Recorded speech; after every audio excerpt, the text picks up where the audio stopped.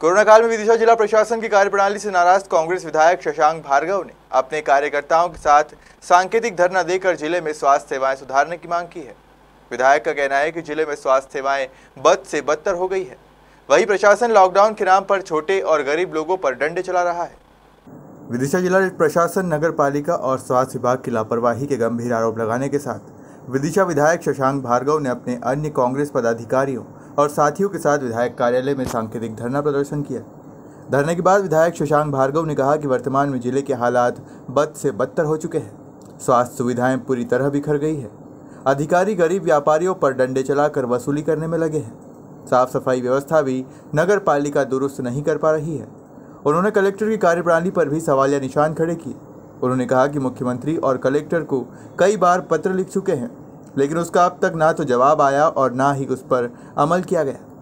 देखो, अब शहर में नगर पालिका इस समय नगण्य है। जैसी पिछले 5 साल थी उससे भी ज़्यादा बदतर स्थिति में आ गई है।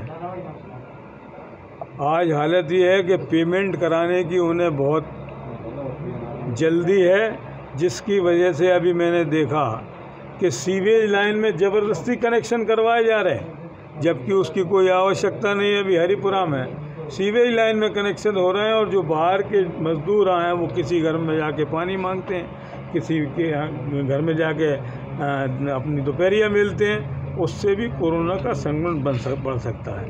लेकिन नगर पालिका को शहर में जितने भी गंदे नाले हैं, एक गैंग बनती थी पहले कि शहर के बरसात से पहले तमाम शहर के नालों की सफाई हो, लेकिन आज उसकी परवाह नहीं है। सीएमओ भी किसी काम का आदमी नहीं है, वो सिर्फ मीटिंगों में बिजी है 24 घंटे, कोई ज़मीनी कार्रवाई नहीं है। और हमारे प्रशासक हो गए हैं हमारे माननीय कलेक्टर साहब, तो उनका तो कहना ही किया, उन्हें मीटिंगों से ही फुर्सत नहीं। बीसी करवा लो, अब शहर की जवाबदारी किसी और को देना चाहिए। सिर्फ इतना काम जरूर है नगर पालिका के, सुबह जाके सब्जी मंडी में कोई सस्ती सब्जी ना खरीद ले, डंडे मार के भगा दो, और व्यापारियों को सब्जी मंडी के व्यापारियों में डंडे लगाओ और पैसा वसूली करो। मैंने ये भी कई बार सुन लिया कि जो प्रशासन के अधिकारी लगे हैं वो 5,000 की रसीद मांग रहे हैं, 2,000 की रसीद दे रहे हैं। एक मामला ऐसा ही हो गया एक हमारे अधिकारी के साथ, वो हमारे मुख्यमंत्री जी के प्रशांत जी का मिलने वाला होगा, उसने फ़ोन किया प्रशांत को तो 3,000 वापस दे गए, 2,000 की रसीद दे गए।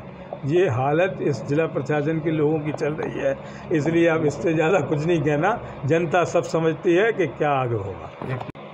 पूरा देश जानता है कि कोरोना महामारी का संकट पूरे देश पर है और ये धरना देने का समय नहीं है। लेकिन आज मजबूरी में हम कांग्रेस जनों को जिला प्रशासन के खिलाफ, मुख्यमंत्री जी के खिलाफ, प्रधानमंत्री जी के खिलाफ ये धरना देने के लिए बाध्य होना पड़ा। पिछले 1 महीने में 1 दर्जन से ज़्यादा चिट्ठियां मैं मुख्यमंत्री जी को, हमारे कलेक्टर महोदय को लिख चुका, लेकिन जनता के हित में कोई भी जवाब देने को तैयार नहीं, अपनी मनमानी करने के लिए तैयार हैं, जिसकी वजह से उन्हें जगाने के लिए हमने धरने का आज आयोजन किया। पहले हमने ये धरना माधोगंज चौराहे पर रखा था, लेकिन लॉकडाउन बढ़ने की वजह से आज हमने अपने ऑफिस में ये सांकेतिक धरना देने का विचार बनाया। अगर आगे भी हमारी मांगें पूरी नहीं हुई तो हमें सड़कों पर उतरना पड़ेगा। जिला प्रशासन की जो कार्रवाई है उससे हम बिल्कुल संतुष्ट नहीं हैं। अस्पतालों की व्यवस्था बिगड़ी हुई है।